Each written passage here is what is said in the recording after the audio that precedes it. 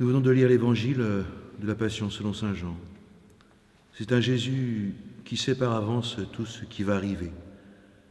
Il porte lui-même sa croix, qui confie aux disciples sa mère et sa mère aux disciples.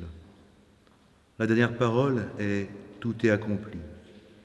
Jésus accomplit toute l'Écriture. Il accomplit la volonté du Père en totalité. Sa mission sur terre s'achève en attendant la résurrection qui manifestera sa victoire. C'est toujours difficile de parler de la croix, compliqué aussi d'aller à la croix, de porter sa croix. Il y a toujours, il me semble, de notre part, une nécessaire pudeur, une distance, parce que ce mystère nous dépasse entièrement. Jésus est l'innocent, qui prend sur lui les péchés du monde, votre péché, ton péché, le mien.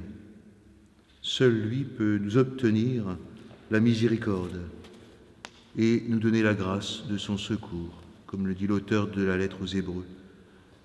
Il est cet innocent, décrit par Isaïe au chapitre 52, la première lecture de cette célébration, si défiguré, sans apparence ni beauté, abandonné des hommes, méprisé, homme de douleur, familier de la souffrance.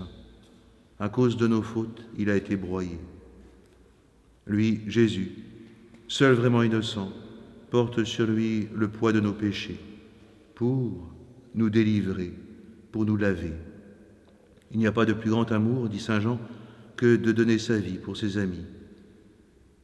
Prions et agissons pour tous les innocents broyés par la souffrance, ceux qu'on appelle les faibles, les plus pauvres, les derniers, ceux que l'on ne voit pas, les invisibles, les rejetés, ceux qui pleurent.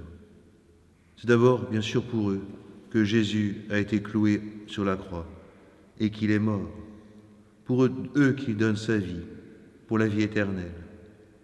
La puissance de Dieu, sa gloire, se manifeste par la mort et la résurrection du Christ.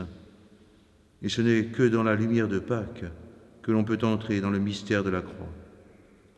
Que cette espérance renforce la foi et la confiance en Dieu, chez nous, chez les nôtres. Particulièrement dans cette pandémie que le monde entier subit. Dieu n'abandonne pas son Fils, il le donne. Dieu ne nous abandonne pas, il se donne aujourd'hui. Amen.